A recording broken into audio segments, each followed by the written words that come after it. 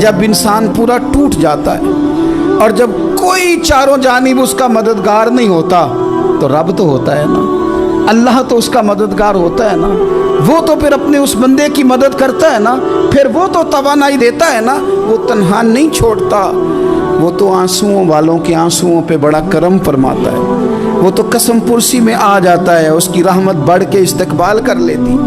اور زندگی میں کبھی کوئی ایسا وقت آئے کہ آپ محسوس کریں کہ تنہا رہ گئے ہیں اور کئی اپنے بھی مخالفین کی جماعت میں نظر آنے لگے ہیں، تو اس وقت پھر دل، روح، زبان اور ذہن کو یکجا کر کے سمجھ لینا کہ جب ساری دنیا ساتھ چھوڑ جاتی ہے تو رب کی رحمتیں اس وقت بھی ساتھ رہتی ہیں، اور اللہ کی مدد اس وقت بھی بندے پہ کرم نوازی کرتی ہے۔ آزمائش آ جاتی ہے، بڑے بڑوں پہ آ جاتی ہے، لیکن بعض اوقات بڑی تکلیف ہوتی ہے جب اس بندے کو لوگ کٹہرے میں کھڑا کر دیں جس کا جرم ہی کوئی نہیں، اس شخص سے لوگ سوال جواب شروع کر دیں جس بیچارے کے خیال میں بھی وہ بات نہیں، پھر وہاں وضاحتیں دینا، نہ کردہ گناہوں کی وضاحتیں دینا، یہ بڑا بوجھ بنتا ہے، بڑی تکلیف ہوتی، اور لوگ کرتے ہیں یہ کام۔ پھر اللہ تعالیٰ جب بندوبست فرمائے، صحیح بخاری میں حضرت جریج کا ذکر فرمایا، جریج نفل پڑھ رہے تھے، ماں نے آواز دی، وہ آ نہیں سکے، نماز میں تھے، ماں ناراض ہو گئی، اس نے ہاتھ اٹھا کے کہا اللہ یہ اتنی دیر تک مرے نہ جب تک کسی بری عورت کا منہ نہ دیکھ لے۔ کسی اور کی دعا کے لیے سند نہیں ہے کہ وہ تیرے حق میں ضرور قبول ہوگی، لیکن ماں باپ کی دعا کے لیے میرے نبی پاک نے سند بیان کی ہے۔ سید عالم صلی اللہ علیہ وسلم فرماتے ہیں جب بھی ماں باپ اولاد کے لیے ہاتھ اٹھاتے ہیں رب ضرور قبولیت کا شرف عطا کرتا ہے۔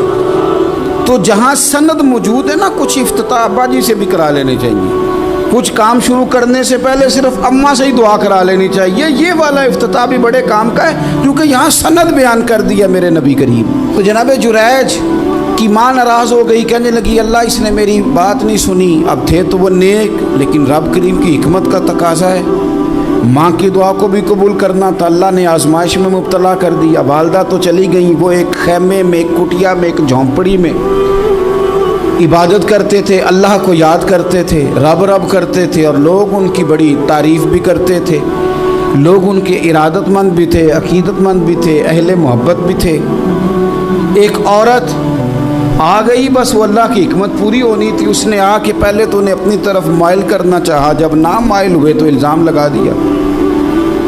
یہ ہمارے دور کا تقاضا ہے، لوگ پہلے آپ کو اپنے حق میں قائل کرتے ہیں، اپنی فرما برداری میں لانا چاہتے ہیں، اگر آپ نہیں آتے تو پھر وہ آپ کو مجرم قرار دے دیتے ہیں، یا میرے ساتھ چل ورنہ پھر میں تیرے خلاف پراپوگنڈا کروں گا۔ دو ہی باتیں، پہلے اس نے قائل کیا، جب جناب جنیج قائل نہ ہوئے تو اس نے قریب ایک چرواہا تھا، اس چرواہے کے ساتھ جا کے منہ کالا کیا، مقررہ وقت پہ بچہ پیدا ہو گیا۔ لوگوں نے کہا کس کا ہے؟ کہنے لگی اس خانقاہ میں، اس حجرے میں عبادت کرنے والے کا ہے۔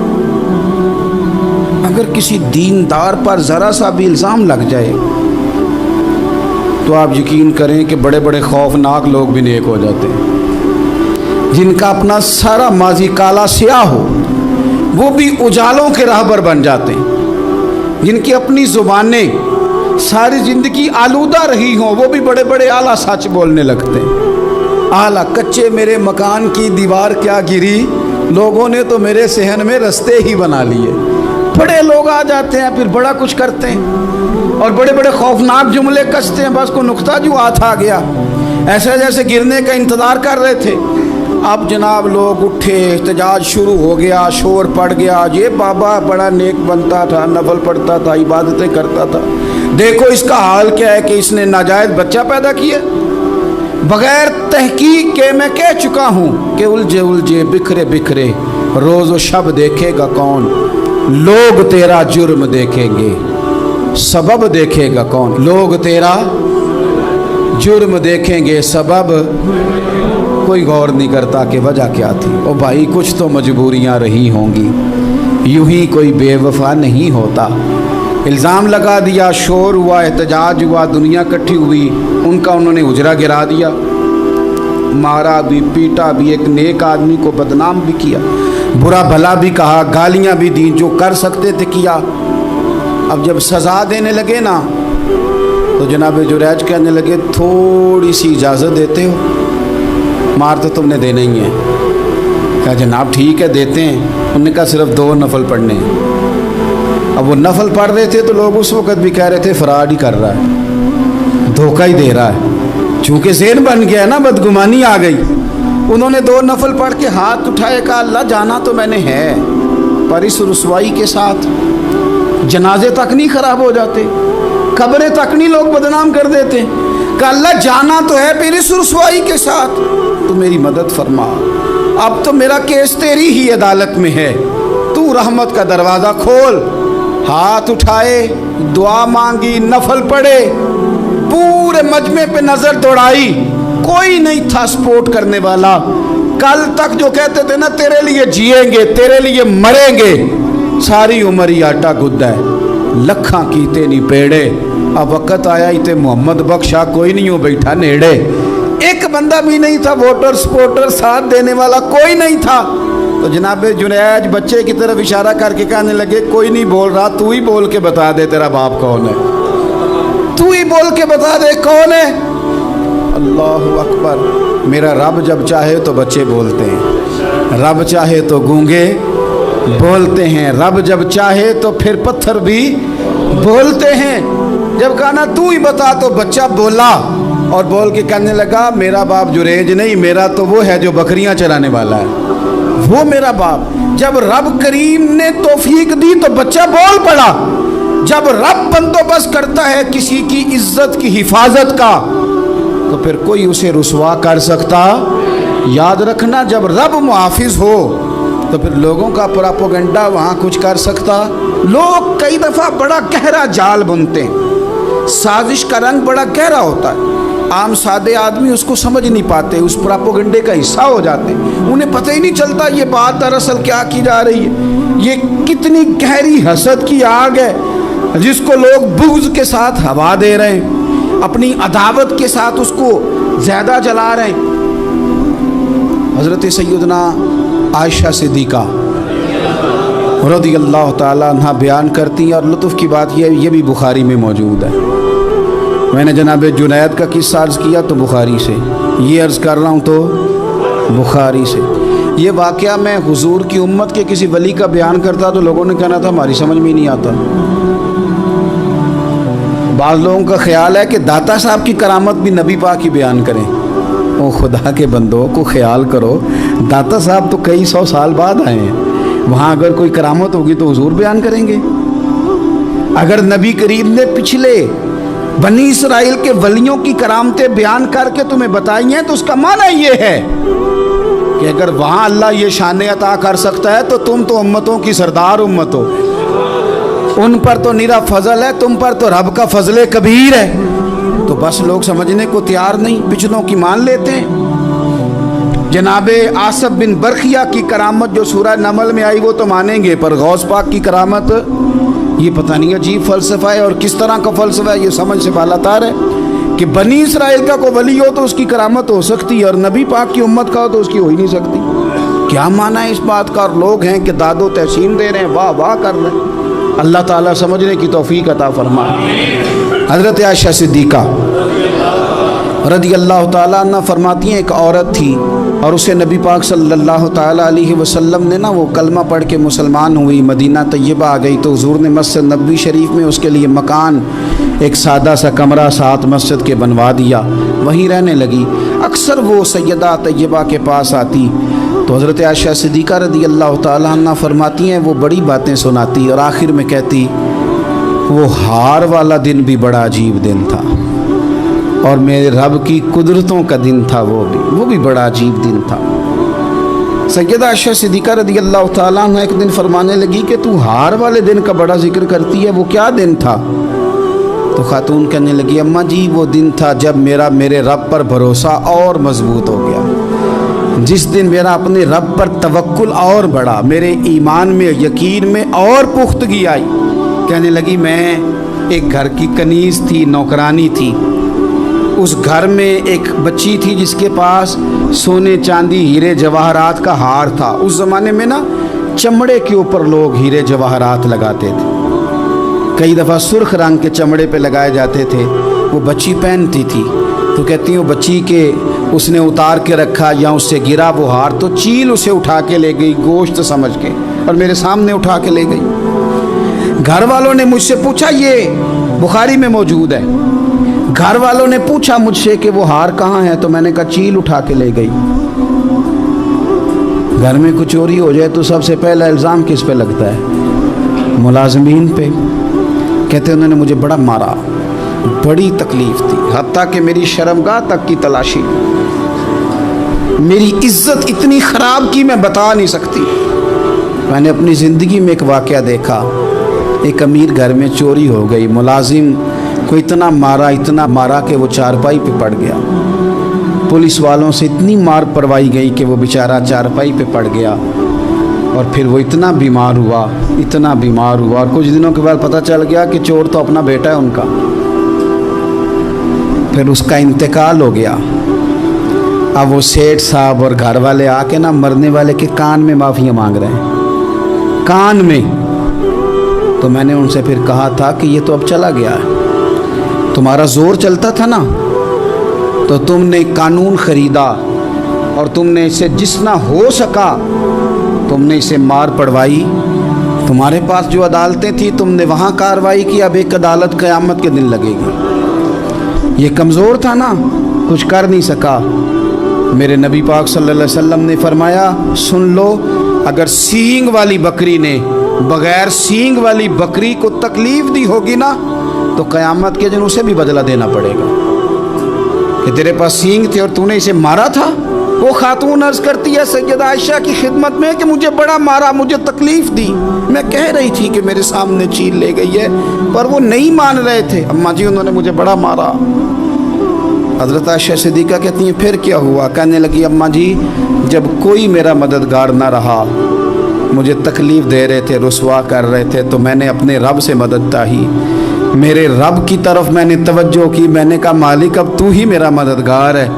कहती है वो मुझे मार रहे थे तो वो चील जो हार ले गई थी वही लेके वापस आ गई, और हमारे सरों के करीब ला के उसने जब उस हार को फेंका, वो मुझे छोड़ के साइड पे हुए। वो मेरी बेगुनाही जान गए, लेकिन आपको बताऊं उस दिन से मेरा अपने रब पर यकीन और बढ़ गया।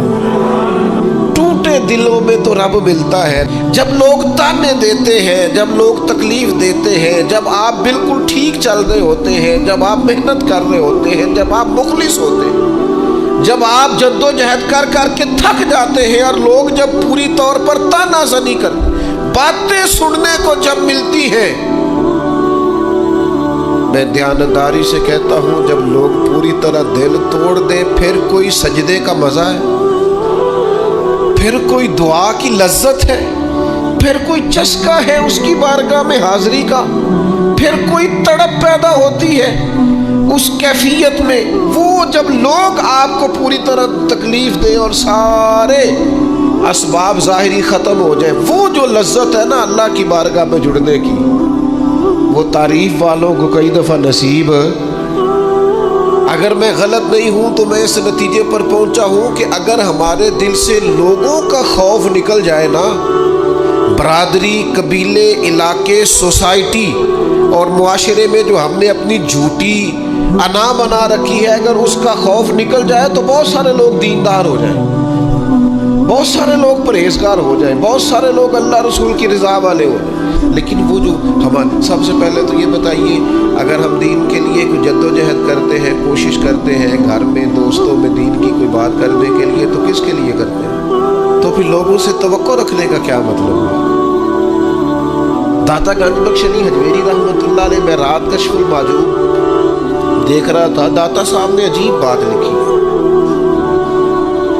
दाता साहब फरमाते हैं, जब तक नबी पाक अलैहिस्सलाम ने ऐलान नबूवत नहीं ना फरमाया था, उस वक़्त तक सादक भी कहते थे, अमीन भी कहते थे, सिला रहमी करने वाला भी कहते थे ये तो गरीबों का बोझ उठाते हैं। जितनी देर तक रसूल पाक अलैहिस्सलातु सलाम ने ला इलाहा इल्लल्लाह की दावत नहीं दी थी, उतनी देर तक कहते थे इन जैसा कोई नहीं, शराफत, नफासत, परहेजगारी, हर चीज है। जिस दिन हुजूर ने फरमाया कि तुम्हारे बुत झूठे हैं, तुम्हारे नजरियात ठीक नहीं है, तुम्हें बदलना चाहिए, दाता साहब लिखते हैं जिस दिन कहा कि तुम्हारा ये रवैया ठीक नहीं है, वो जो सादिक थे उन्हीं को माज़अल्लाह जादूगर कहना शुरू कर दिया। जिनको कल तक अमीन कहते थे उन्हीं को शायर कहना शुरू कर दिया। जिनको कल तक आंखों का तारा समझते थे उनके खिलाफ तलवारें उठा ली।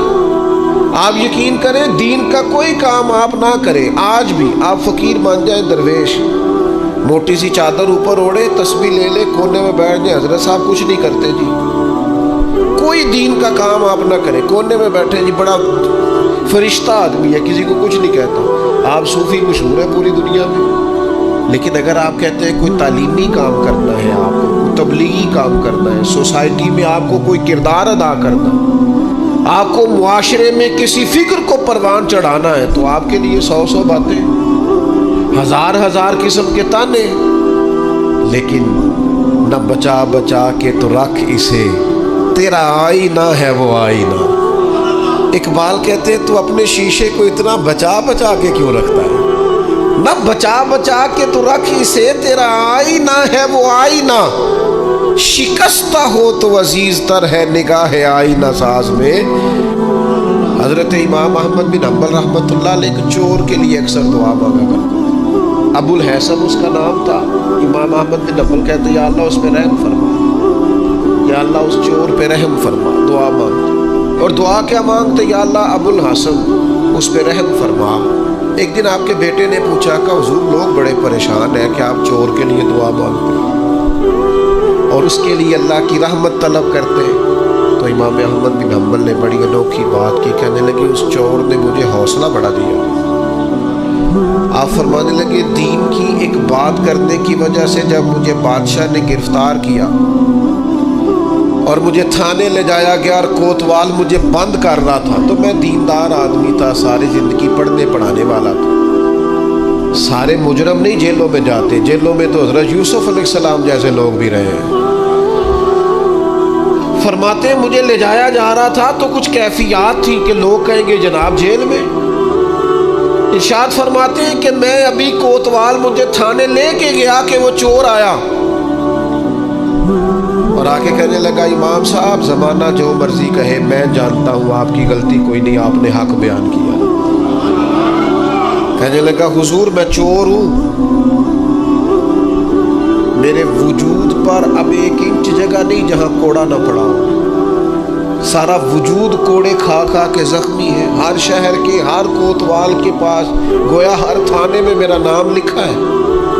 चोरी के लिए मार खाता हूँ, कभी घबराया नहीं। जरा खड़े रहना, आप तो मोहम्मद अरबी के दीन के लिए मार खाने लगे। इतनी जल्दी तानों से परेशान ना होना, फरमाया जरा खड़े रहना, इतनी जल्दी तानों से परेशान ना होना। जख्म पे जख्म खा के जी, खूने जिगर के घूंट पी, आह न कर लबों को सी, ये इश्क है कोई दिल लगी नहीं। ज़रा ठहरना फिर अगर आप इस काम के लिए आए। आप फरमाते हैं मुझे उसकी बात ने इतना हौसला दिया कि फिर मुझे किसी चीज़ ने परेशान ही नहीं किया। एक शख्स ने ना एक बंदे से कर्ज मांगा, उसने कहा मुझे कर्जा दो। वो कहने लगा कि कितना कर्जा? उसने कहा 1000 दिनार। दिनार सोने का होता था, दिरहम चांदी का होता था। 1000 दिनार चाहिए। उसने कहा कोई गवाह है तेरे पास? गरीब का गवाह भी कोई नहीं बनता। कभी उलझ जाए ना कोई बंदा तो कई अपने भी कह देते हैं कि हम इसके कौल फेल के जिम्मेदार नहीं हैं। एक गरीब आदमी को कर्ज की ज़रूरत पड़ गई, 1000 दिनार चाहिए। मैं कह चुका हूँ कि दिरहम चांदी का होता था, दिनार सोने का। अब 1000 दिनार लेना है। तो जिस बंदे से उसने कहा, अगरचे वो नेक बंदा था, उसने कहा यार 1000 दिनार दे दो। तो कहने लगा कोई गवाह है तेरे पास? वो कहने लगा गरीबों का गवाह कौन होता है? हाँ एक गवाह है। कहा कौन? का मेरा रब, वो तेरे और मेरे बीच गवाह है। उसने कहा कोई कफील, अगर तू पैसे ना दे सके तो वो बाद में दे दे, या तुझे कुछ हो जाए तो वो दे दे। उसने कहा कफील भी मेरा अल्लाह ही है।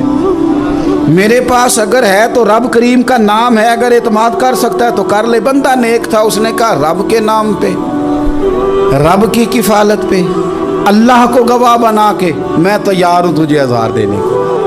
اس نے 1000 دینار دے دیا. وقت واپسی کا طے ہو گیا, وہ چلا گیا پیسے لے کے. اس نے پوری محنت کی کہ میں نے وقت پہ پیسے لوٹانے, پوری محنت بھی کر لی, اللہ نے مدد بھی کر دی, پیسے بھی اس تاریخ کو اسے مل گئے. بعض لوگوں کا تو لوٹانے کا دل ہی نہیں نہ ہوتا. فرمایا حدیث پاک میں کہ تو لوٹانے کا ارادہ کر, رب تیری مدد بھی فرمائے گا. لیکن یہاں بہت سارے لوگ کہتے ہیں خیر ہے, ارادہ ہی نہیں. تو پھر جس طرح کا بندے کا گمان ہو, رب بھی اسی طرح کا معاملہ فرماتا ہے. اس نے پیسے جمع بھی کر لیے اور واپس دینے کو تیار بھی ہو گیا, لیکن رستہ بحری جہاز کا تھا, کشتی کا تھا, دریا کے رستے واپس آنا تھا. اب وہ جب آ گیا دریا کے کنارے تو بڑی کوشش کی, پر وہاں اسے کوئی کشتی نہیں ملی. وقت پہ پیسے لوٹانے ہیں, سفر کرنا ہے, اب سواری میسر نہیں ہے. سوچ سوچ کے پریشان تھا کہ میں نے تو اللہ کے نام پہ لیے. اچانک دل میں ایک تجویز آئی. اس نے ایک لکڑی لی, لکڑی کو اندر سے کھولا, 1000 دینار اس میں بھرا. بخاری پڑھ رہا ہوں, اور ساتھ ایک خط بھی لکھا کہ یار میں پیسے پہنچانا چاہتا تھا پر مجھے کوئی چیز نہیں ملی دریا کے اس پار آنے, اللہ کے نام پر تیری طرف روانہ کر رہا ہوں. اور یہ کہہ کہ وہ لکڑی دریا میں رکھ دی. وہ لکڑی ڈوب گئی ہے, واپس آ گیا. وہ جس نے پیسے لینے تھے وہ عین مقررہ وقت پر دریا کنارے آیا. صبح سے سر شام تک اس نے انتظار کیا. دل ڈھلنے لگا تو دل میں خیال آ گیا کہ یار نہیں, اس نے دینا ہی نہیں, جھوٹا وعدہ کر گیا, پہنچا ہی نہیں وقت پہ. اب جب واپس لوٹنے لگا تو اچانک دریا میں ایک لکڑی تیرتی ہوئی دکھائی دی. کہنے لگا لے جاتا ہوں, شام کو روٹیاں پکانے کے کام آئے گی, ایندھن بنا کے جلا لوں گا, ہنڈیا پک جائے گی. لکڑی اٹھا کے جلانے کے لیے گھر لایا. گمان تھا کہ وہ نہیں آیا وعدہ کر کے, اللہ کو کفیل اور وکیل بنا کے اور گواہ بنا کے پھر بھی نہیں آیا. لکڑی لے کے گھر گیا, بخاری ہے, اور جب اس کو چیرا نہ کہ میں اس کی آگ جلاؤں گا, کھولا تو اندر سے 1000 دینار بھی نکل آیا, خط بھی نکل آیا. اب ذرا سمجھنا, اس کے دل میں بات کس نے ڈالی کہ تو لکڑی میں پیسے ڈال دے؟ اللہ نے. اس بندے کو مقررہ وقت پہ کنارے بھیجا کس نے؟ لکڑی صرف اسی کے ہاتھ آئی تو یہ بندوبست کیا کس نے؟ اللہ نے. گھر جا کے چیری تو پیسے بحفاظت اس تک پہنچائے کس نے؟ تو پھر ہمیں بھی توجہ اللہ کی جانب ہی کرنی چاہیے. ہمارے پہ دل کی توجہ رب کی طرف ہی ہونی چاہیے نا. ہمیں ادھر ادھر جانے کی, دیکھنے کی, بندوں پر غور کرنے کی ضرورت کیا ہے؟ وہ پیسے پہنچ گئے, یہ وہاں اپنی جگہ پہ پریشان تھا. اس نے 1000 دینار اور جمع کیا. پھر دوبارہ ایک دن دریا کنارے آیا, کشتی مل گئی. بیٹھ کے اپنے اس بھائی کے پاس آیا, کہنے لگا دیکھنا مجھ پر بدگمان نہ ہونا, پیسے اس تاریخ کو بھی جمع کر لیے تھے. دریا پہ آیا تھا پر کشتی نہیں ملی تھی. پھر میں نے نا لکڑی میں ڈال کے خط ڈال کے تیری طرف بھیج بھی دیے تھے, لیکن آج میں پھر لے کے آ گیا ہوں. وہ کہنے لگا خوش ہو جا, جس رب کو تو نے میرا اور اپنا گواہ بنایا تھا اس رب نے میرے تک پہنچا بھی دیے ہیں. جب لوگ اللہ کو گواہ بناتے ہیں, رب کی جانب اپنی توجہ کرتے ہیں, اپنی چاہتوں, خواہشات اور اپنی ساری چٹھیاں اپنے رب کریم کی رحمت کی طرف روانہ کرتے ہیں, پھر اللہ اپنے بندوں کو مایوس نہیں کرتا. اللہ اپنے بندوں کو نواز دیتا ہے. اللہ تبارک و تعالیٰ اپنے بندوں پہ کرم نوازی کرتا. او سنگیو, ساری امیدیں سیٹھوں, نوابوں, دنیا داروں سے کیوں وابستہ کرتے ہو؟ ساری توجہات کا مرکز کیوں ان لوگوں کو بناتے ہو جو تمہیں دنیا میں مضبوط نظر آتے ہیں؟ اپنی توجہات کا مرکز اپنے خدا کو بنائیے, اپنے مالک کی جانب اپنی ساری خواہشات کا رخ پھیر دیجئے, اپنی توجہات اپنے رب کی جانب کر لیجئے. وہ اپنے بندوں پہ بڑی کرم نوازی فرماتا ہے. وہ عزتوں کا بھی محافظ ہے, وہ پریشانیوں میں کرم نوازیاں فرمانے والا ہے, وہ ساتھ دینے والا ہے, وہ اس کی رحمت قریب آ کے بندے کو سہارا دیتی ہے. وہ اپنے فضل سے اپنے بندوں کی ہر مشکل میں دستگیری فرماتا ہے. اسیاں سے کبھی ہم نے کنارہ نہ کیا, اور تو نے بھی تو دل آزردہ ہمارا نہ کیا. ہم نے تو جہنم کی بہت کی تدبیر, پر مولا تیری رحمت نے گوارا نہ کیا. अदल करें ते थर थर कंबण उच्चियां शाना वाले तजे तू फजल करें ते बख्शे जामन मेरे जय मुँह काले आखिर दावाया अनिल हम्दुलिल्लाहि रब्बिल आलमीन।